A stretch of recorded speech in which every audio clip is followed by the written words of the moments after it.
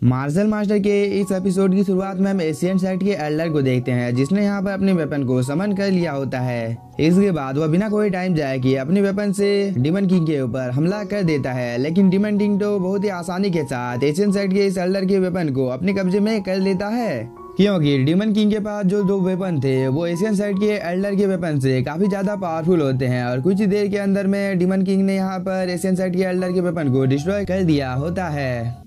इसके बाद वह बिना कोई टाइम जाए कि एशियन साइड के एल्डर के ऊपर हमला भी कर देता है। इस चीज को देखकर एशियन साइड का एल्डर थोड़ा सा घबरा जाता है और उसने अपने आसपास में एक प्रोटेक्टिव बैरियर बना लिया होता है, लेकिन ये प्रोटेक्टिव बैरियर डीमन किंग के अटैक को रोक नहीं पाता है, जिसकी वजह से यहाँ पर एक छोटा सा ब्लास्ट होता है और इस चीज की वजह से एशियन साइड का एल्डर थोड़ी सी दूर चला जाता है, जिसकी वजह से एशियन साइड के एल्डर को यहाँ पर डीमन किंग के ऊपर काफी ज्यादा गुस्सा आ जाता है और उसने यहाँ पर दोबारा से अपनी पावर को एक्टिवेट करना शुरू कर दिया होता है, क्योंकि किसी भी हालत में यहाँ पर एशियन साइड के एल्डर को डीमन किंग को हराना था। इसलिए वो अपने पीछे में एक फॉर्मेशन को एक्टिवेट कर लेता है, जिसके अंदर से एक बहुत ही ज्यादा पावरफुल अटैक बाहर निकल कर आ जाता है।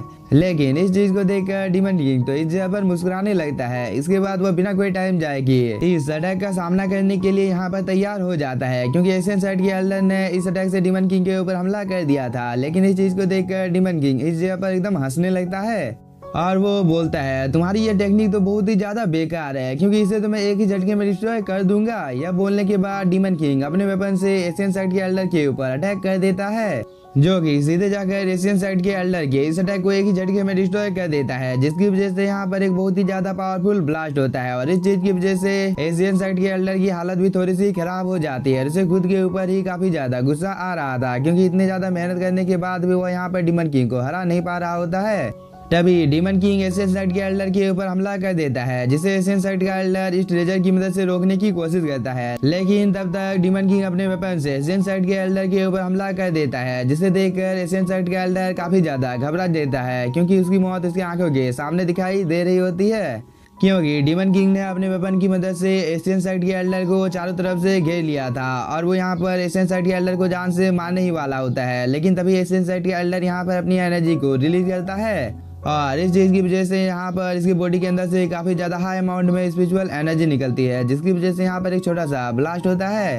और इस मौके का फायदा उठाकर एशियन साइड का एल्डर बिना कोई टाइम जाए किए डीमन किंग के ऊपर हमला करने के लिए चला जाता है, लेकिन डीमन किंग के सामने वो ज्यादा देर तक टिक नहीं पाता है, क्योंकि डीमन किंग ने एक जानलेवा हमला एशियन साइड के एल्डर के ऊपर कर दिया था, जिसकी वजह से वह दूर जाकर गिरता है। लेकिन यह सीन यहाँ पर कट होता है और हम इन दोनों कल्टीवेटर को देखते हैं, जो कि उठकर खड़े हो जाते हैं और ये दोनों एशियन साइड के एल्डर की ऐसी हालत को देखकर पहले तो काफी ज्यादा घबरा जाते हैं। इसके बाद ये दोनों चैंगसाओ की ओर देखने लगते हैं और वो बोलते हैं, चैंगसाओ, आखिरकार तुम्हारी इतनी ज्यादा हिम्मत हो गई कि तुमने यहाँ पर हम लोगों को मारने की कोशिश की है। इस चीज का अंजाम तो तुम लोगों को यहाँ पर चुकाना होगा। यह बोलने के बाद वो कियानसुई के ऊपर अटैक करने के लिए जाने लगते हैं और इस चीज को देखकर कियानसुई भी काफी ज्यादा घबरा जाती है। लेकिन चैंगसाओ बोलता है, तुम्हें यहाँ पर चिंता करने की कोई भी जरूरत नहीं है, क्योंकि मैं इस जगह पर जब तक तुम्हारे साथ हूँ तब तक ये लोग तुम्हारा कुछ भी बिगाड़ नहीं पाएंगे।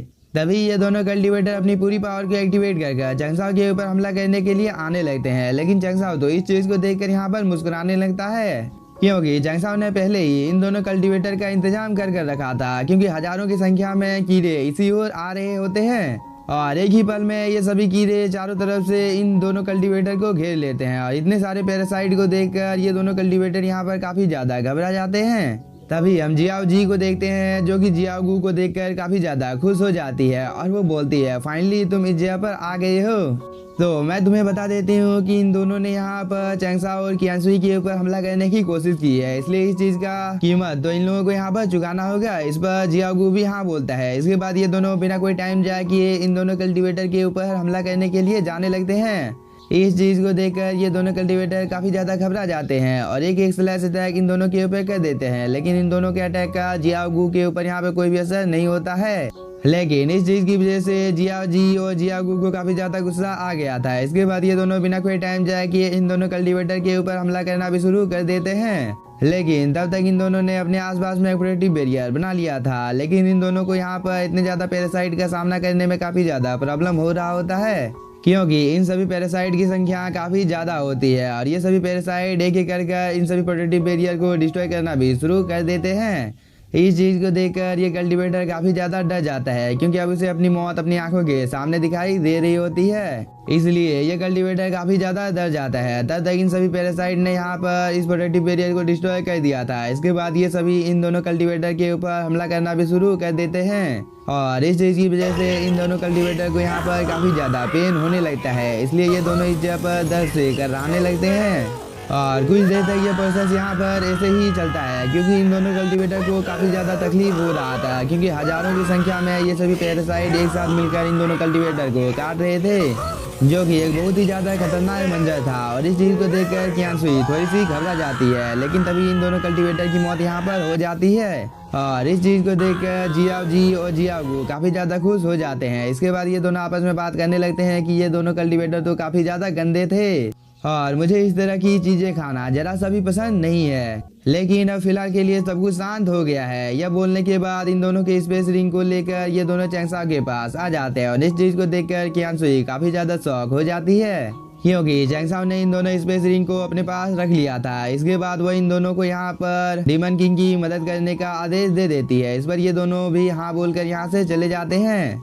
साथ ही इन दोनों के पीछे में हजारों की संख्या में पैरासाइट जाने लगते हैं। दूसरी तरफ हम डीमन किंग को देखते हैं, जो कि अभी भी एशियन साइड के एल्डर के साथ फाइट कर रहा होता है, और अब एशियन साइड के एल्डर की हालत काफी ज्यादा खराब हो गई थी, क्योंकि demon king continue Asian side के एल्डर के ऊपर हमला कर रहा होता है।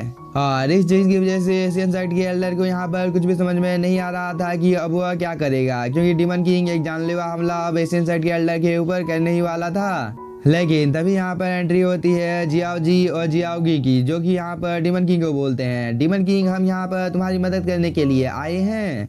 इधर एशियन साइड के एल्डर को टाइम मिल जाता है, जिसकी वजह से वो अपने मन में सोचने लगता है कि अगर इस जगह पर ऐसा ही चलता रहा तो इस चीज की वजह से मेरा मरना इस जगह पर तय है। इसलिए मुझे जितनी जल्दी हो सके कोई दूसरा रास्ता ढूंढना होगा। यह बोलने के बाद यह चैंगसाओ की ओर देखकर यहाँ पर मुस्कुराने लगता है। इसके बाद वो अपने ट्रेजर से डीमन किंग के ऊपर अटैक कर यहाँ से भागने की कोशिश करता है, लेकिन इस चीज को देखकर डीमन किंग बोलता है, अगर तुम इस जगह से भागने के सपने देख रहे हो तो तुम्हारा ये सपना कभी भी सच होने वाला नहीं है, क्योंकि मैं बहुत ही जल्द तुम्हें जान से मारने वाला हूँ।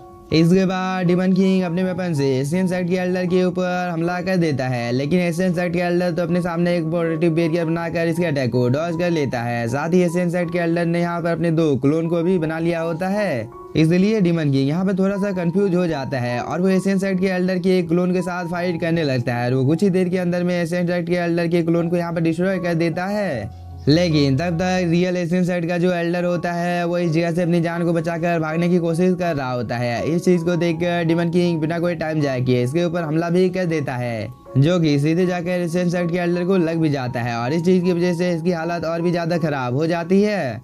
लेकिन एशियन साइड का एल्डर अभी भी हार मानने को तैयार नहीं था, और वो किसी भी हालत में चैंगसाओ के ऊपर हमला करने के लिए जाने की कोशिश इस जगह पर कर रहा होता है। और इन सब चीजों को दूर से जियाओ जी भी देख रही होती है। इसके बाद वो बोलती है, एशियन साइड के एल्डर, क्या तुम इस जगह पर मेरे मास्टर के ऊपर अटैक करने की कोशिश कर रहे हो? तो क्या तुमने इस चीज के लिए हम लोगों से परमिशन ली है? यह बोलने के बाद ये सभी एशियन साइड के एल्डर के ऊपर हमला करने के लिए आने लगते हैं। इधर एशियन साइड के एल्डर चैंगसाओ के बहुत ही ज्यादा नजदीक पहुंच गया था, लेकिन तब तक जियाओ जी भी आकर एशियन साइड के एल्डर को चारों तरफ से घेर लेती है। और इस चीज को देखकर एशियन साइड के एल्डर को काफी ज्यादा गुस्सा आ जाता है, इसलिए उसने यहाँ पर अपने ट्रेजर को एक्टिवेट कर लिया होता है, जिसके अंदर से एक बहुत ही ज्यादा टेरिफाइंग एनर्जी निकलती है, जिसकी वजह से इस जगह पर जितने भी ज्यादा पेरिसाइड होते हैं उन सभी की मौत एक ही झटके में हो जाती है। साथ ही यह अटैक काफी ज्यादा पावरफुल होता है, जिसकी वजह से जियाओ जी की भी हालत काफी ज्यादा खराब हो जाती है, और वो बोलती है, इस अटैक की वजह से मुझे यहाँ पर काफी ज्यादा दर्द हो रहा है। इधर एशियन साइड का एल्डर बिना कोई टाइम जाए किए अपने सबसे पावरफुल मूव को क्रिएट कर लेता है। इसके बाद वो बिना कोई टाइम जाए किए इससे चैंगसाओ के ऊपर हमला भी करने की कोशिश करता है, लेकिन तभी कियानसुई आगे की ओर आकर इस अटैक का सामना करने के लिए तैयार हो जाती है। लेकिन चैंगसाओ यहाँ पर कियानसुई को ऐसा करने से मना कर देता है, क्योंकि वह इस अटैक को खुद इस जगह पर रोकना चाहता था। इसके बाद एशियन साइड के एल्डर जैसे ही चैंगसाओ के बहुत ही ज्यादा नजदीक आ जाता है, तो चैंगसाओ बिना कोई टाइम जाए कि इस जगह पर अपने सोल डिस्ट्रॉइंग टेक्निक का यूज करने लगता है, जिसकी वजह से एक ही झटके में एशियन साइड का जो एल्डर होता है वो चैंगसाओ के जाल में फंस जाता है। क्योंकि वह सीधे चैंगसाओ के सोल सी में आ गया होता है और इसके आसपास में बहुत ही ज्यादा टेक्निक घूम रही होती है, जिसे देखकर एशियन साइड के एल्डर को भी ये समझने में ज्यादा देर नहीं लगती है कि चैंगसाओ यहाँ पर इसके सोल को ट्रैप करने की कोशिश कर रहा है, इसलिए वह भी अपनी एरी चोटी का जोर लगा देता है। लेकिन चैंगसाओ का सोल डिस्ट्रॉइंग टेक्निक काफी ज्यादा पावरफुल होता है, जिसे रोकने में यहाँ पर एशियन साइड के एल्डर की हालत काफी ज्यादा खराब हो जाती है। लेकिन वह किसी तरह से यहाँ पर इस टेक्निक को डिस्ट्रॉय कर देता है। इस चीज को देखकर चैंगसाओ यहाँ पर अपने फॉर्मेशन को एक्टिवेट कर लेता है। इसके बाद वह यहाँ पर डिवाइन क्यूब को भी समन कर लेता है, जो कि बहुत ही तेजी के साथ एशियन साइड के एल्डर की ओर जाने लगता है। और इस चीज को देखकर एशियन साइड का एल्डर बोलता है ये अच्छा नहीं है, क्योंकि इस चीज की वजह से अब यहाँ पर मेरा मरना तय है। और एशियन साइड के एल्डर के ये बोलने के साथ ही हम लोगों का ये एपिसोड हो जाता है खत्म। तो अगर आप लोगों को एपिसोड पसंद आया होगा तो चैनल को सब्सक्राइब कीजिए और वीडियो को like. Thank you for watching.